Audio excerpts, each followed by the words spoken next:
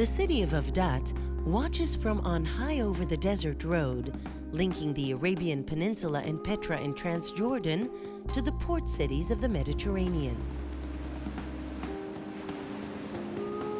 The ruins of Avdat, named after the Nabatean king Oboda, attest to its magnificent past. They are a window onto a unique continuity of time periods, royalty, and religions. Over the centuries, as the city flourished, it became renowned in the history of the ancient desert. Avdat was established in the 3rd century BCE as a way station in the heart of the Negev highlands. The great Nabatean camel caravans from Arabia stopped here, bearing their cargoes of perfumes, spices, incense, and other costly goods. At that time, those wandering Nabatean tribesmen were among the few who dared ply the dangerous routes across the arid expanses. This road, 2,400 kilometers long, which existed from the 3rd century BCE to the 4th century CE, eventually became known as the incense route. The Nabateans were originally tent dwellers, constantly on the move.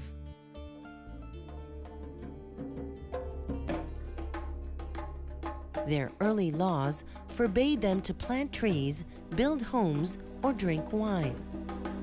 But after they became a rich and flourishing commercial kingdom, the rules changed.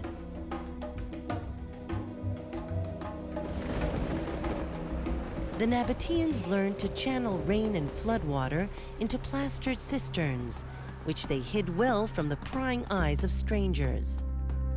Using the water for agriculture and to quench the thirst of their flocks of sheep and goats, their hold over the desert strengthened. At first, they built forts and way stations along the road, providing food, water, and shelter to the caravan drivers and their camels.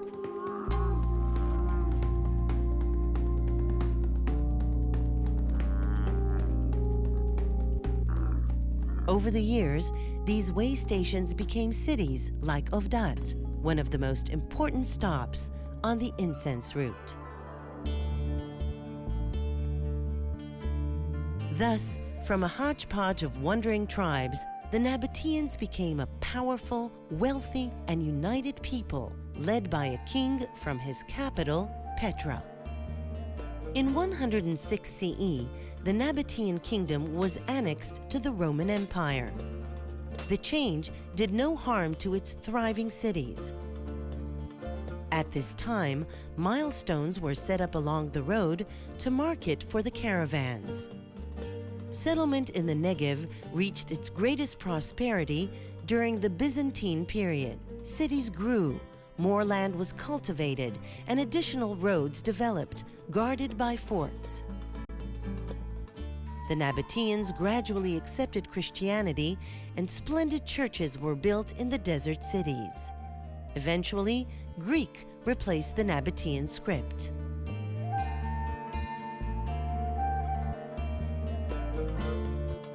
The UNESCO World Heritage Committee has recognized the historical importance of the incense route and the desert cities of the Negev that grew up along it. The committee has inscribed as a World Heritage Site a 65-kilometer-long portion of the road between the Moor Inn and Avdat. Most of this segment of the road, which is open to visitors, passes through the Matzok Hatzimim Desert Nature Reserve. Ideas, religions, new technologies, and cultural values also travel this highway.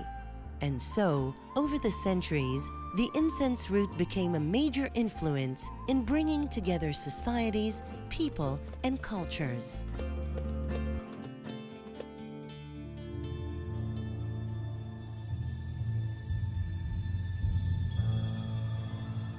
Most of Avdat's impressive sites are on the city's Acropolis, about 650 meters above sea level and 80 meters above the valley below. On a tour of Avdat, visitors learn about the lifestyle of its inhabitants and how a vibrant city could flourish even in the heart of the desert.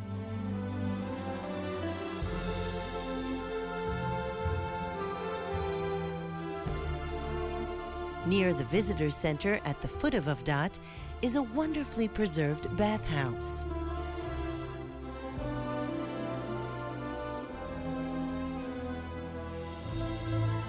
On the way up the mountain to the south is a 3rd century CE Roman burial cave. On top, at the southern end of the city, is the lone Roman villa, commanding a view of the Byzantine agriculture areas. At the city's entrance is the Roman watchtower with its unusual architecture and a lintel bearing an inscription dating from 294 CE. At the foot of the tower is the Byzantine residential quarter, first inhabited during the Roman period.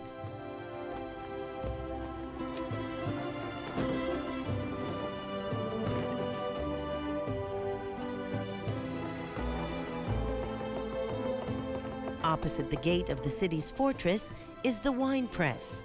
The press is often used to make wine in the ancient style. Avdat has 5 such presses, attesting to a thriving winemaking industry in the Byzantine period.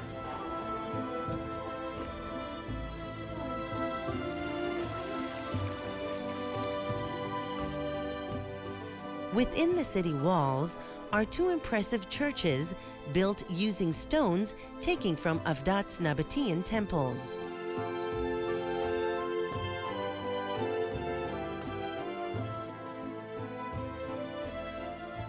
The lookout platform at the northwestern end of the city stands over the ruins of the Nabatean temple. It reveals a spectacular view of the city's slopes and the expanses of the Negev highlands. The western slope is riddled with caves carved into the limestone behind some of the hundreds of houses that once stood here. The caves served as tombs, dwellings, and storerooms.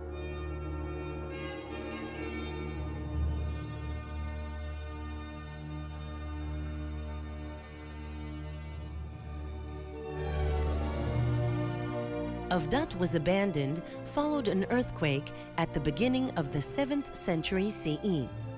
But its silent remnants and the incense route that led here continue to tell the story of a unique culture that brought the desert alive and ruled it for centuries. Please help us protect Avdat National Park for you and for the generations to come.